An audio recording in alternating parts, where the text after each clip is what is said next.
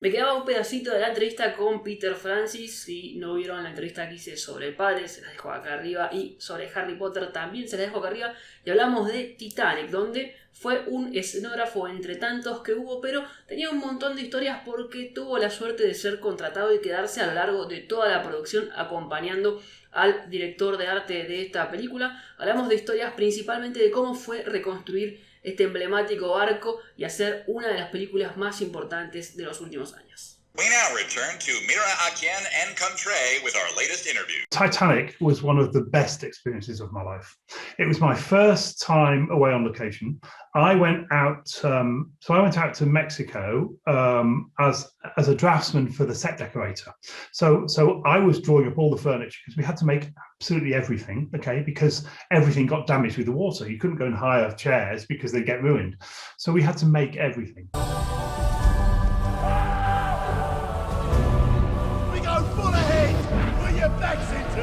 I had my own carpenter who making all this furniture. So I was drawing up all this furniture. He was making it all. It was fantastic, actually. That was really good. So then, but what happened was, of course, it was all shot up in Rosarito. So we built all the sets in Mexico City. Now, this is how crazy this was. We would build all the sets, stand them up in the stage at Mexico City, then take them down, put them on trucks and ship them to Rosarito because the studio in Rosarito was still being built. So there weren't workshops ready in Rosarito to build the sets. Well, because they were still digging the tank to build the ship. It was incredible. You never know what hand you're going to get dealt next. When the ship docks, I'm getting off with you. Then I went up to Rosarito, and absolutely amazing. You drive along and suddenly there is the Titanic, 90% full size, remember, sitting in a tank on the side of the sea with other stages round about. And so what happened is we built the starboard side of the ship, okay? So because most of the action was happening on the starboard side. So we built the starboard side, and we do the scene with Southampton docks when it's just leaving. You remember at the beginning where the kids are running up the gangplank? So we built the Southampton dock warehouses alongside the ship, and all the graphics and everything was written backwards, okay?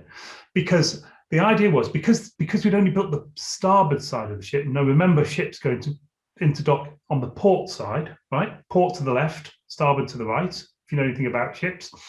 So we only had, that was the only, so we built the starboard side, but we wanted to be to the port side. So we wrote everything backwards and they flopped the film, literally. I mean, you know, now you just do it in visual effects, but all the graphics were written backwards. We had a truck. If you watch the film, you'll see Francis Limited, because I was doing the graphics on the truck. Francis Limited greengrocers driving past. That was all written backwards. So everything was written backwards.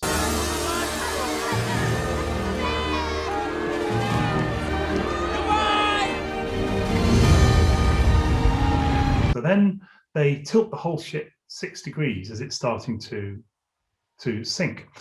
And every time they wanted to be on the other side of the ship, all the graphics, all the like all the lifeboat signage, all the signage on the deck, anything written had to be written backwards. So we changed them all over. So you change all the right.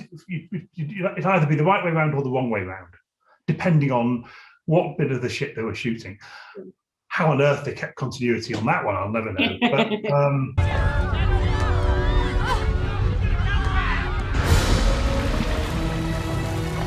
and the whole thing, this ship, which is huge, over Christmas was tilted to 6 degrees. Now, special effects did an amazing job with this whole thing. Then the front third of the ship was detached from the rest of the ship and put on these huge hydraulic cables and sank into the deeper section of the tank. And I remember being there on the side of we had 11 acres of water around this ship. And I remember being there and hearing the first assistant director shout through his megaphone saying, "Set going down," and seeing the ship sink into the water. And I think they did it 15 or 20 times before the flattage started buckling, you know what I mean? Before it couldn't cope with it anymore. But we also built the first class dining room in the stage, and that was on a huge platform in a tank, connected with hydraulic rigs, and there'd be a guy in the corner of the stage with two little handles like this, and they'd go set going down, and he'd just tilt the handle, and the whole set would go and sink. And of course, the dining room, literally, we'd have 100 prop men in there afterwards with aquavacs sucking all the carpets dry, and before so they could shoot it again.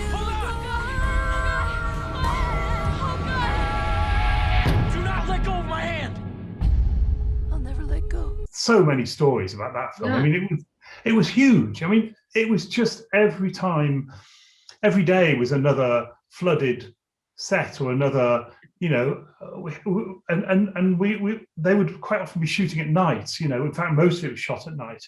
So we would come into work in the morning to a long list of things that were needed for that night. So we were like the biggest standby crew in the world.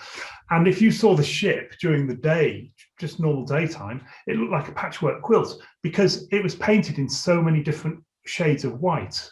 Because we had day white, night white, port white, starboard white. Literally, we had all these different shades of white. And it was incredible. I mean, you'd go up there and every day there was another maintenance job to do on the ship, because also remember, it's outside and it's on the side of the sea. That again was just another amazing experience. And so what happened was I originally, as I said, I went out on Titanic to draw up the set decorating, but actually ended up staying and assisting the supervising art director till the very, very last day of the shoot.